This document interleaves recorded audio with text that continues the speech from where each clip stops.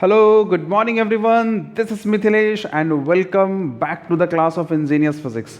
तो आज हम लोग यहाँ पर डिस्कस करने वाले हैं काइनेटिक एनर्जी और उसके डेरिवेशन के बारे में। तो आप जानते होंगे काइनेटिक एनर्जी क्या है, और अगर नहीं जानते तो चलिए आइए हम लोग सीखते हैं काइनेटिक एनर्जी के बारे में। बहुत ही बेसिक से सीखेंगे, और जो भी मैं यहाँ पर बोर्ड में लिखूँ, it is my humble request to all my children, just make a note of that one, right, so that आपका नोट्स भी बन जाएगा और लिखते लिखते आपको चीज़ें समझ में भी आ जाएगी। काइनेटिक एनर्जी,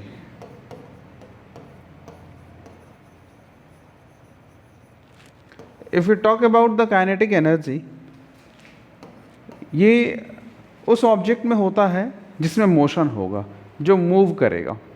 अगर कोई ऑब्जेक्ट में मूवमेंट है तो उसमें काइनेटिक एनर्जी है। अगर किसी ऑब्जेक्ट में मूवमेंट नहीं है तो उसमें कोई भी काइनेटिक एनर्जी नहीं है। मैं आपको फिर से क्लियर कर दूं, बॉडी अगर रेस्ट में है तो उसमें कोई काइनेटिक एनर्जी नहीं होता है। बॉडी अगर मोशन में है तब उसमें क्या होता है, काइनेटिक एनर्जी होता है। सो इसको हम लोग कैसे डिफाइन कर सकते हैं कि भाई अगर कोई मूविंग ऑब्जेक्ट है तो उसमें काइनेटिक एनर्जी होगा। If a body is moving then it possesses kinetic energy, right. तो ये हमारा छोटा सा डेफिनेशन हो गया कि जिस भी बॉडी में वेलोसिटी होगा, जिस भी बॉडी में मूवमेंट होगा, जो अपना लोकेशन को चेंज करके आगे की ओर बढ़ेगा, हम क्या कहेंगे कि उसमें एक एनर्जी है, और उस एनर्जी का नाम क्या है, काइनेटिक एनर्जी, राइट। तो चलिए इसको हम लोग लिखते हैं, काइनेटिक एनर्जी को कैसे हम लोग लिख सकते हैं, राइट। इफ अ बॉडी और object is in motion, then it poses kinetic energy. Kinetic energy, तो इस तरीके से हो गया। आप डेफिनेशन किसी भी बुक से लिख सकते हो, इसमें कोई दिक्कत वाली बात नहीं है, राइट। तो भाई डेफिनेशन आप किसी भी बुक से लिखो, मैटर आना चाहिए कि मूविंग ऑब्जेक्ट में जो भी एनर्जी रहेगा उसको हम लोग क्या बोलते हैं, काइनेटिक एनर्जी बोलते हैं, राइट। सो काइनेटिक एनर्जी को और ऐसे भी लिख सकते हैं that when body is moving then the energy possess by that body is called kinetic energy. Statement आप अपने अकॉर्डिंग बना सकते हो।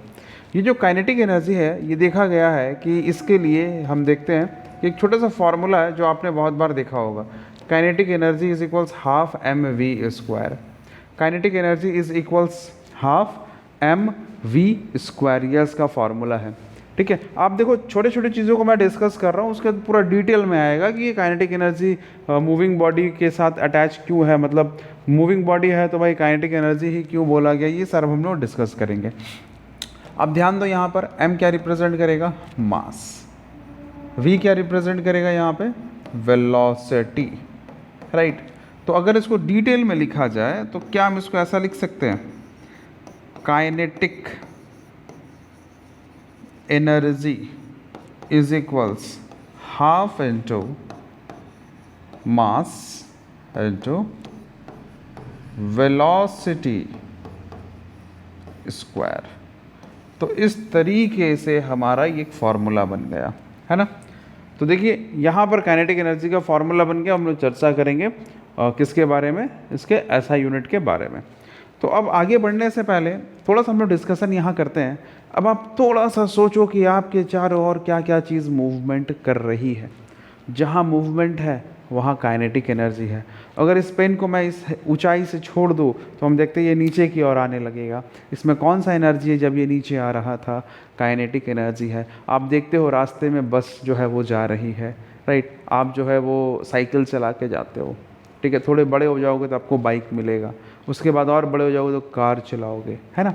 आप देखते हो कि भाई एरोप्लेन जो है वो हवा में उड़ती है, तो वो भी मूवमेंट कर रहा है, तो उसमें भी क्या है, काइनेटिक एनर्जी है। आप कहीं भी मूवमेंट देख रहे हो वहाँ पर काइनेटिक एनर्जी एग्जिस्ट करता है, ठीक है। तो चलिए अब हम लोग बात करते हैं यहाँ पर इसके एसआई यूनिट के बारे में। SI unit of kinetic energy. मैं आपको यहाँ पे एक छोटा सा तरीका बता रहा हूँ, अगर आपको फॉर्मूला याद है तो आप सब कुछ निकाल सकते हो। अगर आपको फार्मूला याद है तो आप सब कुछ यहाँ पर यूनिट वगैरह बता सकते हो। तो भाई ऐसा यूनिट बताने के लिए काइनेटिक एनर्जी का हमको क्या चाहिए, फार्मूला चाहिए। क्या चाहिए भाई, फार्मूला चाहिए। तो हमारा जो टॉपिक है भाई यहाँ पर ऐसा यूनिट ऑफ काइनेटिक एनर्जी निकालना है अपने को। तो भाई अब आप खुद सोचो काइनेटिक एनर्जी का फार्मूला क्या है, half into mass into velocity square. मेरे प्यारे विद्यार्थियों अब आप खुद से बताओ ये मास को आप किस में मेज़र करते हो, केजी में, राइट। वेलोसिटी को किस में मेज़र करते हो, वेलोसिटी को मेज़र करते हो मीटर पर सेकंड में। अच्छा अगर वेलोसिटी पे स्क्वायर लगाया जाए तो यहाँ पर भी स्क्वायर लगना चाहिए, तो ये हो जाएगा मीटर स्क्वायर पर सेकंड स्क्वायर हो जाएगा, है ना।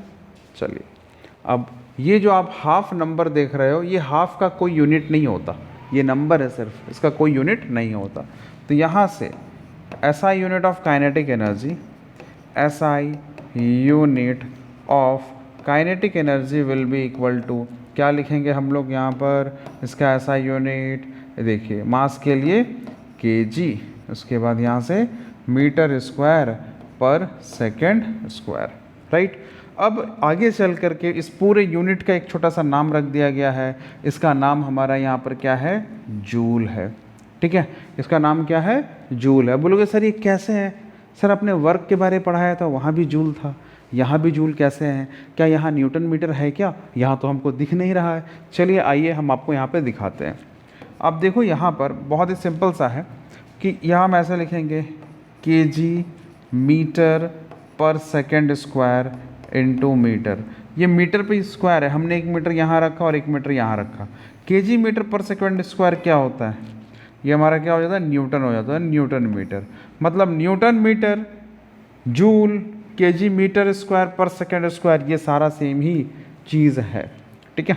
तो इस तरीके से आपने यहाँ पर इस चीज़ को जान लिया। अब आप बोलोगे सर न्यूटन का एक बार समझाइएगा। तो आप देखो फोर्स का क्या होता है, मास इंटू एक्सलरेशन होता है। मास का क्या होगा ऐसा यूनिट, kg होगा। एक्सलरेशन का क्या होगा, मीटर पर सेकंड स्क्वायर होगा। तो भाई फोर्स का ऐसा यूनिट क्या हो जाएगा हमारा, kg मीटर पर सेकंड स्क्वायर। हमने यही तो काम किया है यहाँ पर, इसके बदले क्या लिखा है, न्यूटन लिखा और मीटर यहाँ पे लगा दिया है ना। बहुत ही सिंपल सा है। तो चलिए अब हम लोग यहाँ पर चर्चा करेंगे, आप ज़रा इसको नोट कर लो या स्क्रीनशॉट ले लो, फिर हम लोग आगे यहाँ पे प्रोसीड करते हैं नेक्स्ट इसके डेरिवेशन की ओर, ठीक है। छोटा सा जो डेरिवेशन है उसको अभी हम लोग यहाँ पर स्टार्ट करने वाले हैं। सो आई होप दैट आपने यहाँ पर ये छोटा सा जो है डेरिवेशन देखेंगे। हाँ तो भाई अपने को प्रूव करना है, प्रूव दैट, क्या प्रूव करना है, kinetic energy is equals half mv² होता है, ये हम लोग को प्रूव करना है। तो इसके लिए हम क्या करेंगे, एक सिंपल सा सरफेस लेंगे। We are going to take one surface like this. इस पे अपने को क्या करना है, we are just going to draw an object. We have applied a force F due to which it produces a displacement and at this location it has velocity v। यहाँ पर velocity क्या है इसका, v velocity है, right. और initially object किस condition में था, रेस्ट में था। इसने कितना डिस्प्लेसमेंट कवर किया, s डिस्प्लेसमेंट। आप ज़रा समझो यहाँ पर, ये रेस्ट से इसमें कुछ वेलोसिटी आया तो इसमें क्या होगा, कुछ एक्सलरेशन भी होना चाहिए, ठीक है। तो आइए अब हम लोग देखते हैं, बहुत ही सिंपल है। वर्क इज इक्वल्स क्या होता है, फोर्स इनटू डिस्प्लेसमेंट होता है। हमने पढ़ा है न्यूटन्स लॉ में, फोर्स इज इक्वल्स क्या लिख सकते हैं, m इंटू ए लिख सकते हैं। तो ये हमारा हो गया equation number 1। Since we know that v square is equals u square plus 2as। अब आप ज़रा देखो, बॉडी रेस्ट में है, बॉडी किस में है, रेस्ट में है, तो इसके लिए u क्या होना चाहिए, 0 होना चाहिए। तो यहाँ हम 0 लिखेंगे, तो ये हो जाएगा v स्क्वायर 0 स्क्वायर, लिखने की ज़रूरत नहीं है, 2as। अगर मैं यहाँ से s को अलग कर दूँ तो ये हमारा क्या बन जाएगा, v square divided by 2a। This is equation number 2।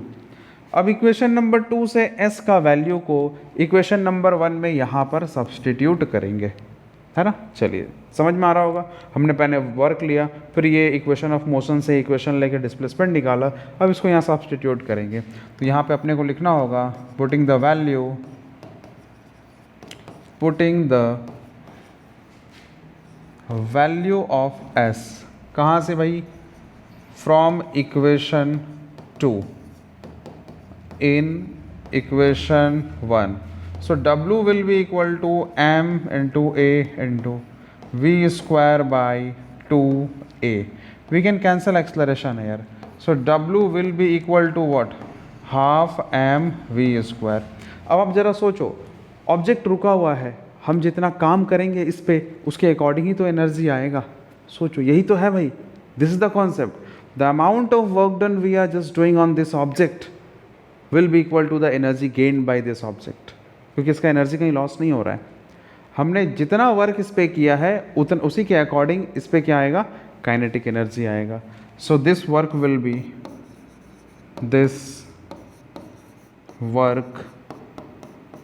B equal to the kinetic energy. Therefore, kinetic energy is equals half mv square, half mv square. I hope आपको ये छोटा सा डेरिवेशन बहुत अच्छे से समझ में आ गया होगा। जस्ट टेक द स्क्रीनशॉट, मैं ज़रा सा साइड हो जा रहा हूँ जिससे आप स्क्रीनशॉट ले सकते हो और इसको फिर नोट कर सकते हो अच्छे से।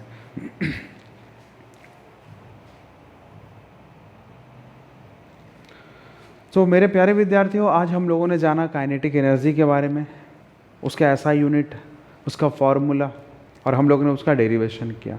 राइट, नेक्स्ट क्लास में हम लोग डिस्कस करेंगे इससे रिलेटेड न्यूमेरिकल के बारे में। बहुत ही सिंपल है, मास है, वेलोसिटी है और काइनेटिक एनर्जी है, ये 3 पैरामीटर है और इसी से ही हमारा जो न्यूमेरिकल है वो आसानी से बनेगा। Right, so if you have any problem in any topic related to physics, you can drop a message in the comment box. Right, इसके अलावा अगर आप बेसिकली अगर मुझसे कंसल्ट करना चाहते हो, अगर आपको फिज़िक्स पढ़ने में बहुत दिक्कत आ रही है तो डेफिनेटली आप मुझसे कनेक्ट हो सकते हो। राइट, आपको चैनल में कॉन्टैक्ट नंबर मिल जाएगा। जस्ट डू अ व्हाट्सएप, जो भी प्रॉब्लम है मैं कोशिश करूँगा उसको सिंप्लीफाई करने की। राइट, तो आपको अगर ये वीडियो काफ़ी अच्छा लगा है देन डेफिनेटली मैं उम्मीद करता हूँ कि आपको चीज़ें समझ में आई होगी, because I tried to just explain in a very basic way. Right, so stay tuned with the channel Engineers Physics. Bye bye and have a good day.